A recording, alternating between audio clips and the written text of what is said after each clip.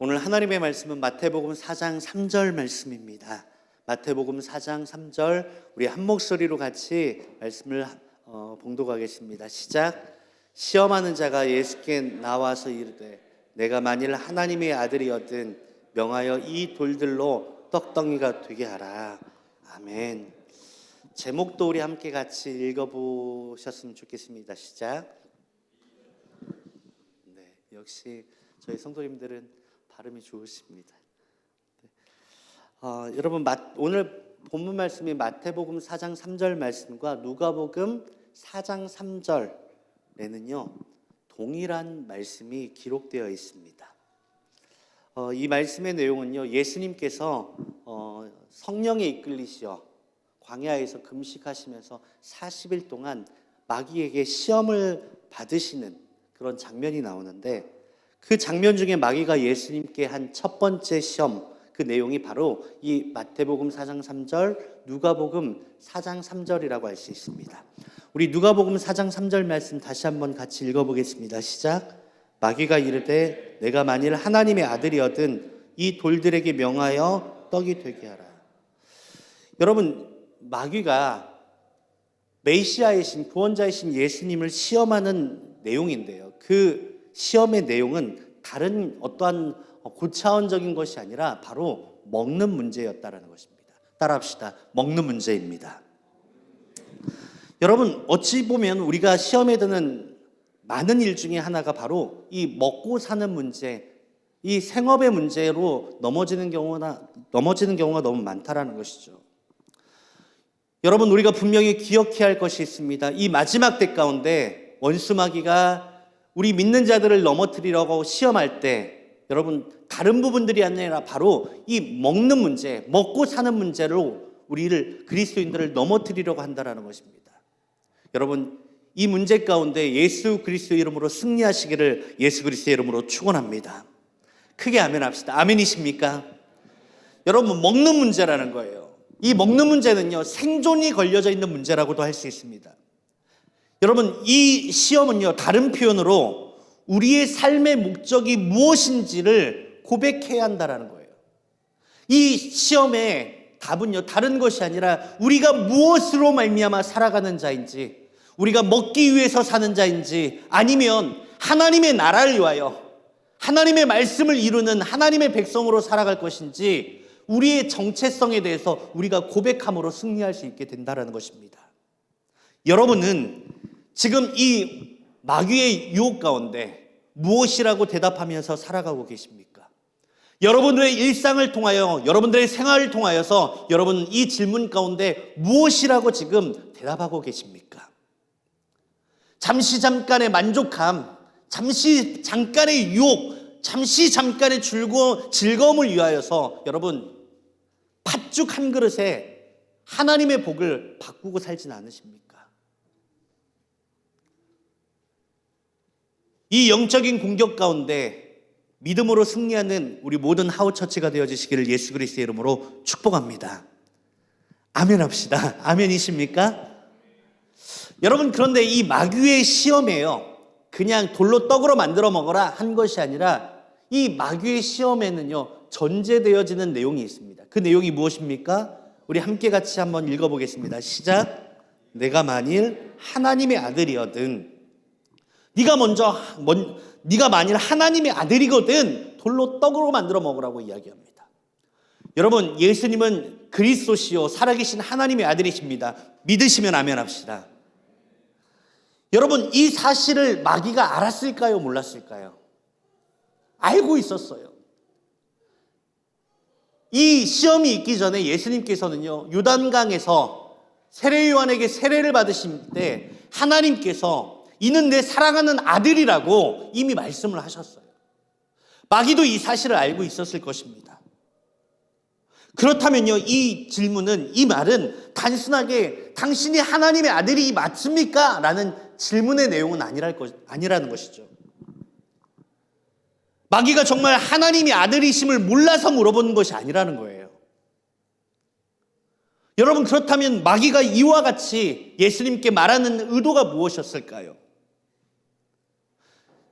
여러분 한번 생각을 해보시길 바랍니다. 만약에 어떤 분께서 저에게 만약 진짜 당신이 진짜 목사가 맞다면 이거 이렇게 해야지 라고 이야기를 한다고 하면요, 기분이 나쁩니다. 네, 기분이 좋진 않아요. 근데 만약에 당신이 진짜 목사라면 이렇게 해야지 라고 이야기를 한다고 하면은 제가 어떻게 생각하고 받아들일까요? 분명히 내가 이거 부족했구나라고 생각은 할 것 같아요. 근데 한편으로는 제 정체성에 대해서 혼란스러울 거예요. 내가 진짜 목사가 맞는 것일까? 정말 난 목사로서 부족한 존재가 아닐까? 라는 저의 목사로서의 정체성에 대한 공격을 받게 되어지는 것으로 생각하게 될 것입니다. 긍휼의 눈으로 바라봐 주시길 부탁드리겠습니다. 네가 만일 하나님의 아들이거든, 예수님의 정체성, 예수님이 누구이신가에 대한 사람들의 정체성에 대해서 공격하는 것이라고 할 수 있습니다. 분명 예수님은 하나님의 아들이시요 메시아이십니다. 그럼에도 불구하고 마귀는요, 예수님의 정체에 대해서 시험하고 있다. 그 존재 자체가 아니라 여러분, 그 예수님이 어떠한 존재이신지에 대해서 마귀는 계속 그 정체성을 혼란스럽게 함으로 먹는 문제, 육신의 정욕에 굴복하게 만들려고 한다는 것입니다. 여러분, 마귀는요, 이와 같은 그 유혹의 방법들을 끊임없이 자주 사용합니다. 에덴 동산에서도 마귀가, 뱀이 하와를 유혹할 때도 이와 비슷한 방법을 사용한 것을 알 수 있습니다.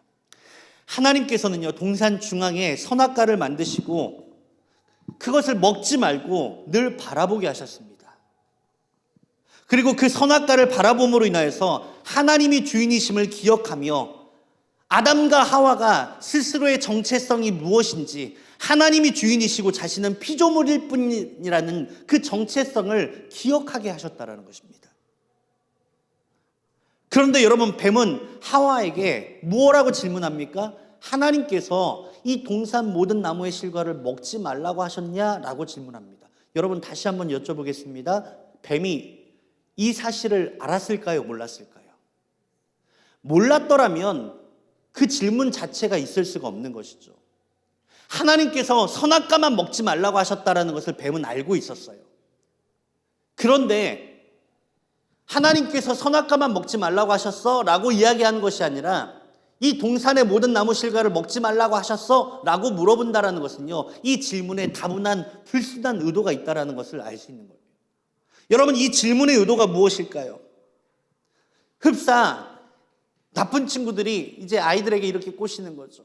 야, 너네 부모님들은 왜 너 원하는 건 다 하지 말라고 하셔? 여러분, 부모님께서 우리가 청소년기 때 보면 부모님이 하지 말라는 것만 생각하게 만드는 거예요.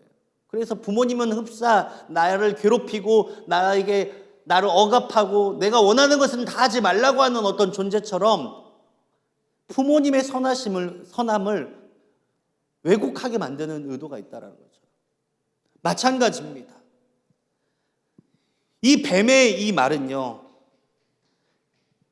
하나님이 주신 이 모든 것들을 바라보지 못하고 하나님의 선하심을, 이 하나 하지 말라고 한 것을 전체 하지 말라고 한 것처럼 느끼게 하여서 하나님의 선하심을, 하나님을 의심하게 만드는 목적이 있다는 거예요.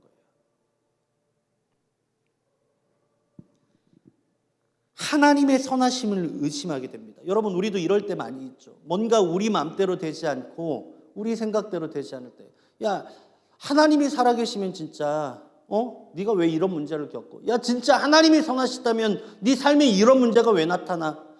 우리 삶 가운데 이해할 수 없는 무엇인가를 통하여서 마귀는요, 끊임없이 하나님의 존재에 대해서, 하나님의 선하심에 대해서 우리를 의심하게 만든 거예요. 진짜 하나님이 계시다면 이라고 이야기한다는 거죠.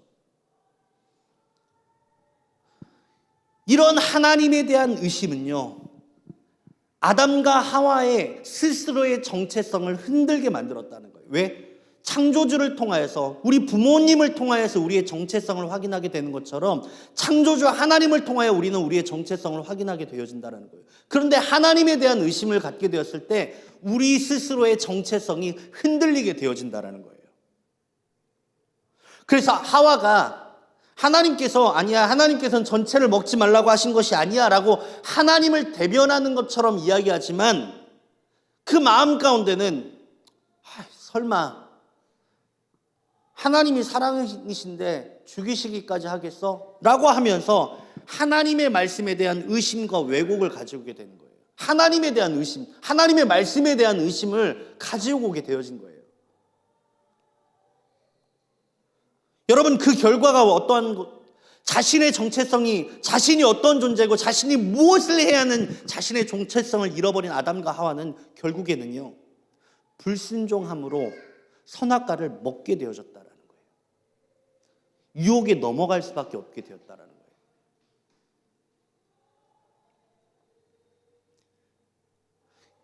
여러분, 우리도 이런 생각들을 너무 많이 하지 않겠습니까?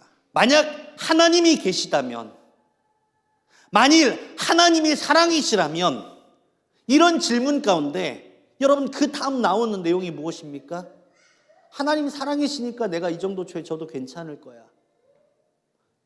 여러분, 이 질문에 대한 대답이, 마귀가 원하는 대답이 이와 같다라는 거예요. 그리고 우리에게도 이렇게 질문합니다. 만일 네가 진짜 하나님의 자녀라면 하나님께서 너에게 이렇게 해주셔야 하는 거 아니야? 라고 우리를 유혹한다라는 거죠. 야, 너 진짜 사랑하시면 네가 원하는 거 들어줘야지. 네가 기도하는 대로 네가 부자 되게 하는 게 하나님이 널 사랑하시는 거야. 하나님의 사랑을, 하나님을 왜곡하게 만든다라는 거예요.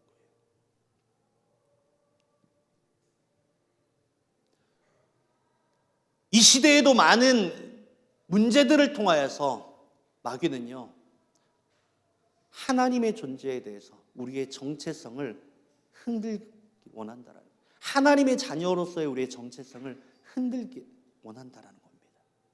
여러분, 그런데 이런 하나님의 아들이라면 하는 이 내용이 또 성경에 등장하는 곳이 있습니다. 바로 마태복음 27장 40절에 나오는 예수님의 십자가에 못 박히신 사건이라는 거죠. 우리 함께 같이 읽어보겠습니다. 시작. 이에 성전을 헐고 사흘에 짓는 자여, 내가 만일 하나님의 아들이거든 자기를 구원하고 십자가에서 내려오라 하며. 뭐라고 이야기한다고요? 네가 만일 하나님의 아들이면 십자가에서 내려오라는 거예요. 사람들은요, 예수님을 향하여서 그 구원 이루는 거 아니라 자신의 뜻대로 내가 원하는 대로 해주면 당신을 하나님의 아들로 인정하겠다라고 이야기합니다. 하나님의 거룩하신 뜻이 아니라 내가 원하는 대로, 내 방법대로 해주면 내가 하나님을 믿겠다라고 이야기하는 거예요. 여러분, 이 말은요, 그들이 진정으로 예수님이 하나님의 아들이신지를 궁금하고 예수님을 정말 믿고 싶어서 구하는 내용이 아니라는 거예요. 정말 예수님이 누구신지를 알고 싶어하고 예수님을 믿고자 하는 자들에게는 주님께서 그들의 요구대로 들어주시는 장면이 많이 나옵니다. 그런데 지금 이들의 말은요, 진정으로 예수님을 믿고자 하는 마음이 아니라는 거예요. 예수님을 시험하는 것뿐만 아니라 예수님을 자신의 뜻을 들어주는 우상화 만드는 것과 같은 것이라는 거예요. 여러분, 사람들이 우상을 섬깁니다. 우상을 섬기는 목적이 무엇입니까? 사람들이 왜 우상에게 막 빌면서 그걸 섬깁니까? 내 뜻, 내가 원하는 것을 이루기 위해서죠. 우상을 섬기는 것 같으나 실은 내가 주인입니다. 내가 목적이에요. 여러분, 엘리야가 이스라엘 백성들에게 하나님과 바알 중에 머뭇머뭇하지 말고 하나를 선택하라고 이야기합니다. 누구를 너의 주인으로 삼을 건지 결정하라고 합니다. 그런데 이 질문 가운데 이스라엘 백성들은요, 내게 이 재물에 불을 내려주는 신을 내가 진짜 신으로 선택하겠다라고 이야기합니다. 누가 선택해요? 내가 선택하겠다. 여러분, 이 모습 자체가 누가 지금 주인인지를 보여주는 거예요. 지금 바알과 하나님 이게 중요한 것이 아니라 그들의 중심 가운데는 이미 그들이 내 자신이 주인이 되어졌다라는 것을 의미하는 거예요. 하나님께서는요, 하늘로부터 불을 내리셔서 그 제단의 제물을 태워주셨어요. 하나님이 하나님 되심을 분명히 나타내 주셨어요. 그런데 그들은 하나님을 왕으로 섬기지 돌이키지 않습니다. 왜? 내가 주인 되었기 때문에. 이 시대 많은 사람들이 여러분 그러한 모습 가운데 신앙생활하고 있어요. 하나님을 섬기는 듯 하나 그 중심 가운데는 내가 있어요.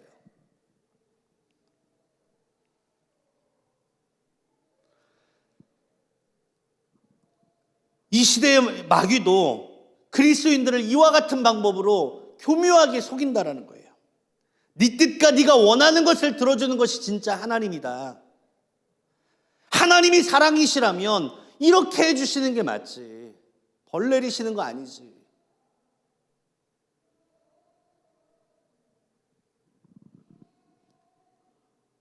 여러분, 이런 마귀의 공격은요, 하나님이 누구이시며 내가 어떤 존재인지 우리의 정체성을 흔들게 만든다라는 것입니다.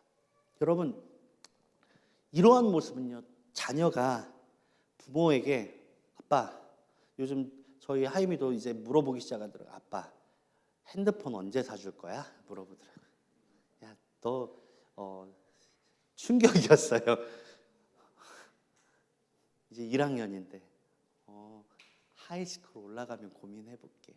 그럼 하이스쿨을 가려면 얼마나 더 있어야 돼? 그러면서 아빠가 이거 핸드폰 안 사주면 아빠 싫어? 이제 멈칫하더라고요. 이제 예전 같았으면 싫다고 했을 텐데 그렇게 하면 제가 삐지는 거 아니까 멈칫하면서 아니라고는 이야기하지만 이미 마음은 보였죠. 자녀들이 흡사 그렇게 하는 거예요. 이거 핸드폰 안 사주면 당신은 내 부모 아니야 라고 이야기하는 것과 같은 거예요. 여러분, 자녀의 정체성은요, 부모가 낳은 이거는 그냥 어떤 조건으로 말미암아 된 것이 아니라 부모가 낳았기 때문에 자녀가 된 것입니다. 하나님께서도 우리에게 동일하게 말씀하십니다. 시편 2편 말씀에 내가 오늘날 내가 너를 낳았다 말씀하십니다. 아멘이십니까? 우리가 하나님의 자녀 된 것은 하나님께서 우리를 만드시고 지으셨기 때문이라는 거예요. 하나님은 우리의 아버지 되십니다. 아멘이십니까? 그런데 마귀는요, 어떤 조건으로 말미암아 우리의 정체성을 하나님이 어떤 분이신지를 의심하게 만들므로 우리가 어떤 존재인지를 계속 흐리게 만든다라는 거예요. 우리가 하나님의 자녀라는 것을 까먹게 만들고 망각하게 만든다라는 거예요. 자꾸 무엇을 해야 하나님이 우리를 지으시고 우리가 그분의 자녀 되어졌다는 그 사실을 잊게 만든다는 거예요. 여러분, 네가 만일 하나님의 아들이거든 십자가에서 내려오라. 네가 만일 하나님의 아들이면 돌로 떡을 만들어 먹어라. 여러분, 이렇게 유혹하고 공격하는 마귀의 시험 가운데 예수님은 어떻게 반응하고 승리하셨습니까? 따라하시겠습니다. 순종하셨습니다. 누구예요? 하나님의 말씀에 순종함으로 증명하셨어요. 사람들의 요구와 사람들의 의도를 들어주심으로 인하여 내가 그런 존재야 나타내신 것이 아니라 예수님의 방법은 하나님의 말씀에 순종함으로 예수님이 메시아이심을 나타내 보여주셨다는 거예요. 그 예수님의 순종의 절정이 바로 십자가의 죽음이라는 것입니다. 죽기까지 순종하셨습니다. 따라합시다. 죽기까지 순종하셨습니다. 여러분, 우리가 하나님의 자녀 되어진 모습은요, 행함으로 구원받은 것은 아니지만 우리가 하나님의 자녀 되었다는 증거는 뭐냐면 순종이라는 거예요. 행함이라는 거예요. 행함이 없는 믿음은 그 자체로 죽은 것이다. 다른 표현으로 하나님의 말씀에 순종하는 것이 바로 하나님의 자녀된 모습이라는 거예요. 깨달아지시면 아멘 합시다. 예수님께서는 이 십자가를 통하여서 하나님과 우리의 깨어진 관계를 회복시키시고 나는 하나님의 자녀 안 될랍니다 하고 뛰어나갔던 우리를 다시 한번 하나님의 자녀 삼아주신 것입니다. 믿으시면 아멘 합시다.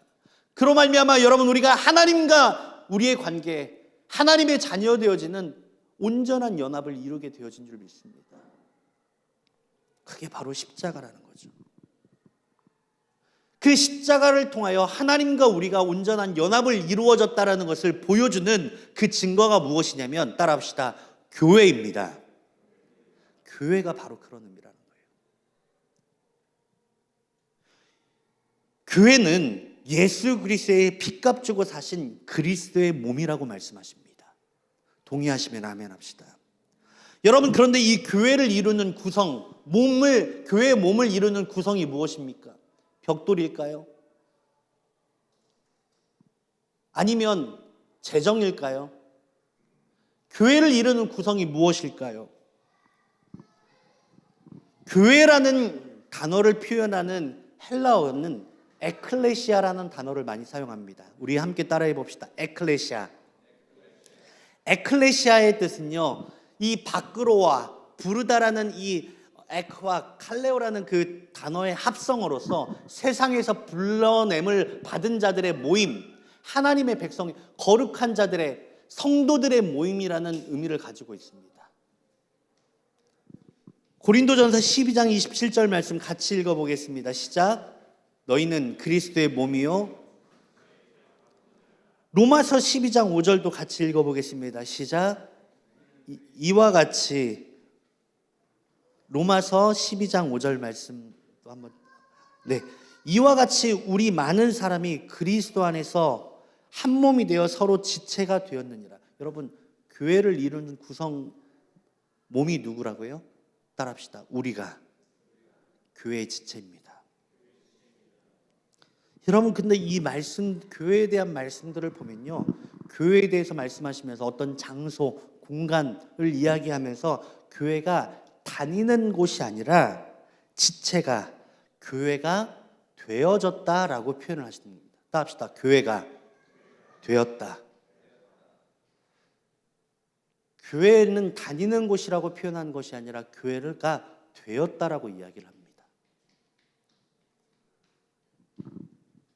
내가 교회라는 것입니다. 따라합시다. 우리가 교회입니다.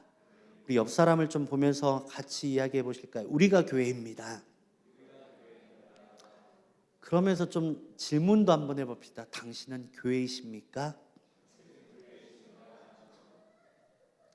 여러분, 마귀는요, 우리의 이런 교회됨의 정체성, 우리가 누구인지, 우리가 교회임을 망각하게 만든다라는 거예요. 교회를 다니게를 합니다. 그러나 교회가 되지는 못하게 만듭니다. 마귀는 교회 다니는 교인은 되어도 그리스도의 몸된 교회가 되지 못하게 만드는 거예요. 여러분은 지금 교회를 다니고만 계십니까?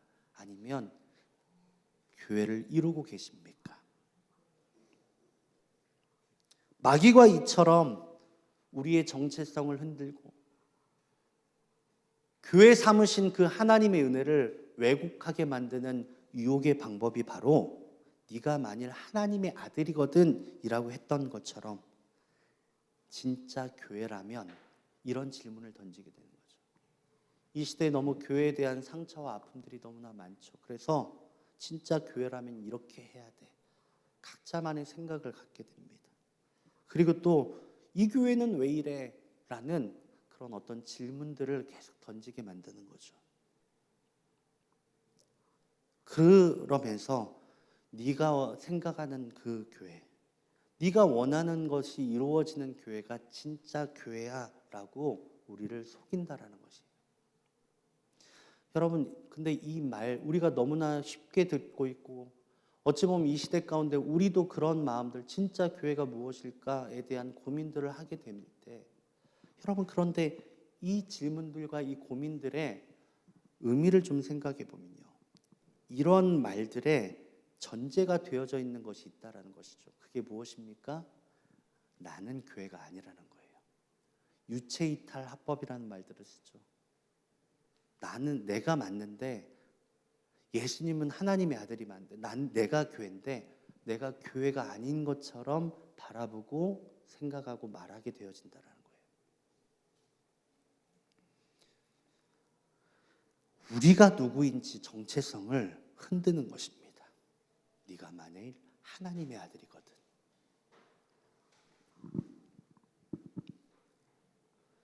이는 십자가로 우리를 그리스도의 몸 삼으신 주님의 은혜를 부정하게 만드는 거예요.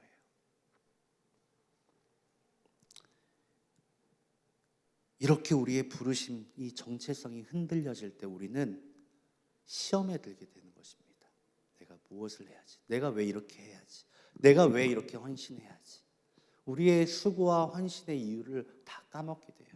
하나님의 말씀에 순종해야 할 이 목적, 이유도 잃어버리게 되는 거예요.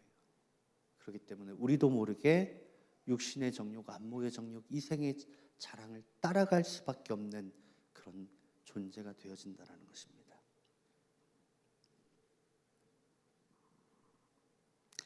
한 목사님께서 교회의 상처를 받고 내가 계속 사역을 해야 할지 방황하셨다고 합니다. 목사님도 그럽니다. 네. 진짜 정체성이 흔들린 거죠. 그래서 자신이 생각하는 진정한 교회가 있을까 하면서 1년을 돌아다니셨다고 합니다. 교회 순방을 다니셨대요. 그러는 끝에 조금 그래도 사랑이 있는 것 같고 가족과 같은 어찌 보면 우리 하우처치 같은 그런 교회를 만나셔서 한 3개월을 다니셨대요. 그래도 되게 만족을 했다고 합니다. 근데 어느 날 그 예배를 드리고 나오는데 마음 가운데 허함이 확 찾아왔대요. 분명히 괜찮은 교회인데도 마음 가운데 뭔가 이 고민과 그 허탈감이 들었을 때 더 고민하게 되고 더 혼란스러워졌다고 합니다. 그래서 기도하는 어느 순간에 하나님께서 그 목사님께 찾아오셔서 이와 같이 말씀하셨다고 합니다. 얘야, 네가 교회라. 네가 교회가 되어라 라고 하셨대요. 아, 교회가 다른 것이 아니라 내가 교회였구나. 이 목사님께서 이 자신의 정체성이 무엇인지를 확인하고 찾았을 때 이 방황이 끝났다라고 고백을 하시더라고요. 여러분, 예전에 한 청년이 스펄전 목사님을 찾아와서 그런 이야기를 했다고 합니다. 목사님, 설교를 듣고 나서 목사님, 온전한 교회, 좋은 교회가 있으면 소개를 좀 해주시죠 라고 말씀을 했다고 합니다. 그 말의 의미는 무엇입니까? 당신의 설교를 들었고 당신의 교회에 와봤지만 당신의 교회도 아닙니다라는 이야기죠. 참 대단해요, 그렇죠? 그래서 목사님께서 그런 이야기를 했다고 합니다. 알겠습니다, 형제. 내가 그런 교회를 찾게 되면 말해주겠습니다. 그런데 그런 교회를 찾게 되면 당신은 그 교회 가지 마십시오 라고 했다고 합니다. 왜요? 그랬더니 당신이 그 교회 가는 순간 그 교회는 온전한 교회가 되지 못합니다 라고 이야기했대요. 되게 고차원의 공격이었어요. 여러분, 무엇을 의미합니까? 이 시대에는요, 온전한 교회라는 것이 없다라는 거예요. 하나님의 나라의 모형이랄 뿐이라는 거예요. 하나님은요, 우리로 하여금 그런 완벽한 그런 교회를 이루라는 것이 아니라 우리로 하여금, 우리가, 따라합시다. 내가 교회를 이루라. 우리가 변화되어지는 그런 교회를 이루기를 원하신다라는 것입니다.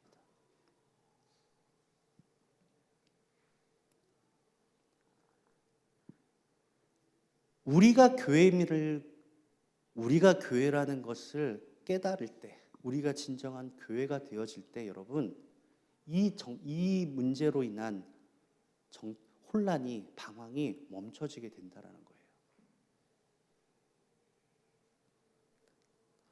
여러분, 이 교회로 부르심을 받은 사람들은요, 성령이 하나 되게 하신 것을 힘써 지키게 됩니다. 방황이 끝나는 모습이에요. 성령이 하나 되게 하신 것을 힘써, 따라합시다. 성령이 하나 되게 하신 것을 힘써 지킵시다. 여러분, 이게 어떤 의미냐면요, 저희 집의 가정에, 여러분들의 가정에 세탁기가 고장났다라고 생각해 보십시오. 그래서 지금 빨래를 하지 못해서 당장 입고 나갈 옷들이 다 냄새가 나고 이제 또 아이가 있는 집들은 아이들이 응가하고 쉬한 그 오물들이 쌓여 있어서 냄새가 막 풀풀풀 나서 집이 골치가 아픈 상황이에요. 큰일이에요. 여러분, 만약에 그 가정에 쉐어생이 살고 있습니다. 여러분이 쉐어생이라면 어떻게 반응하시겠습니까? 아마 이 세탁기 안 고쳐주네, 빨리 안 고쳐주는 이 집 못됐구만 하면서 아마 다른 집을 빨리 알아보시겠죠. 그렇죠? 그런데 여러분이 그 가정의 주인이고 가족이고 구성원이라면 어떻게 생각하게 될까요? 빨리 어떻게 수리를 해야 할지, 아니면 내가 빨리 새 세탁기를 빨리 사야겠다, 그 문제에 대해서 그렇게 반응하게 될 것이라는 거죠. 교회가 된 사람은요, 교회의 부족함을 볼 때 그것이 악함이나 뭔가 문제로 보는 것이 아니라 그곳을 나의 부르심으로 여기게 되어진다는 것이에요. 그것이 내가 해야 할 역할이라는 것으로 받아들인다는 것입니다. 사도행전 2장에 보면 초대교회 성도들이 핍박과 어려움 가운데 신앙생활을 하는 모습이 나옵니다. 예수를 믿는다라는 것 때문에 그들은 모이면 죽음을 당할 수 있는 그런 위기 속에서 신앙생활을 합니다. 그런데 그들은요, 그런 위기 가운데 원망과 불평하기보다 모이기 힘쓰며 서로 가르치며 떡을 떼어서 나누었다라고 합니다. 따라합시다. 떡을 떼어서 나누었습니다. 여러분, 이 떡이 의미하는 것이 무엇입니까? 예수 그리스도의 몸을 의미하는 것입니다. 즉, 여러분, 그 떡을 나누었다라는 것은요, 그들이 서로 예수 그리스도의 몸된 지체임을 기억하면서 여러분, 그들이 교회를 이루기에 힘쓰였다라는 거예요. 생명을 다해서 그 교회를 부탁하신 주님의 마음으로 그 주님의 교회를 이루기에 힘썼다라는 거예요. 여러분, 우리 하우처치가 그러한 교회를 이루는, 진정한 예수 그리스도의 몸을 이루는 교회 되어지시기를 예수님의 이름으로 축원합니다.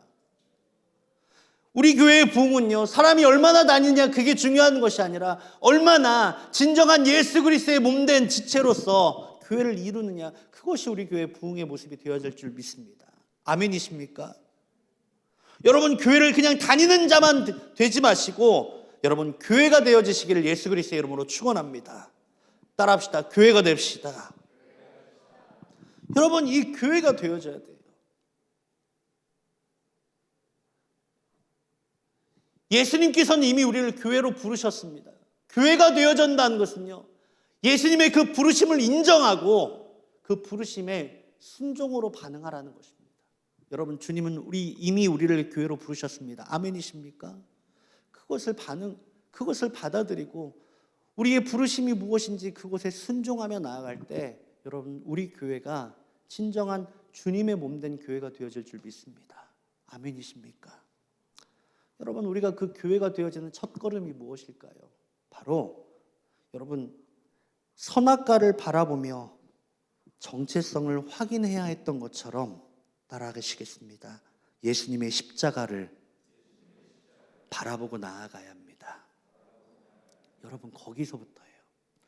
교회를 이루게 하신 그 십자가 앞에 나아갈 때, 그 은혜가 확인되어질 때 우리가 어떤 존재인지를 확인하게 되는 것입니다. 여러분, 우리가 매해 이 고난주간을 통하여, 부활절을 통하여 예수님의 십자가를 생각하고 묵상합니다. 오늘도 이 영상을 통하여서 여러분 고민하고 이 영상을 만드시는데 몇 개월 걸렸어요. 몇 개월 같이 고민하고 기도하면서 영상을 만들었어요. 그 이유가 무엇입니까?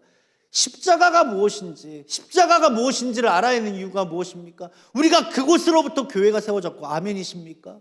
그곳으로부터 우리가 구원받았기 때문에 우리가 어떠한 존재인지를 확인하는 것입니다. 우리가 어떠한 은혜를 받았고 우리가 어떻게 구원받았는지를 확인하는 것입니다. 우리의 정체성이 무엇인지를 회복하는 것입니다. 우리가 왜 매해 반복적으로 이 부활절과 고난주간을 통하여서 십자가를 묵상해야 하는지 여기에 이유가 있다는 것입니다. 따라합시다. 우리의 정체성을 회복하는 것입니다.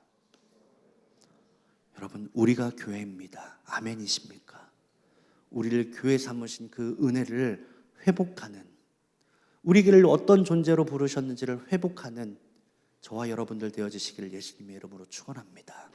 이 부활절과 고난주간 가운데 여러분, 십자가를 바라보십시오.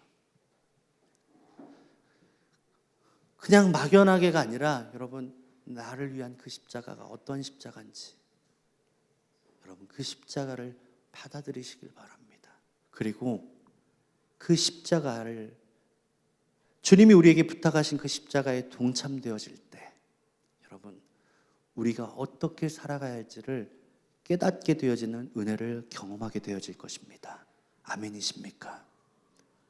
우리 찬양하면서 함께 같이 기도합시다. 여러분, 우리에게 부탁하신, 우리에게 주신 십자가가 무엇입니까? 가정의 어떤 문제일 수도 있죠.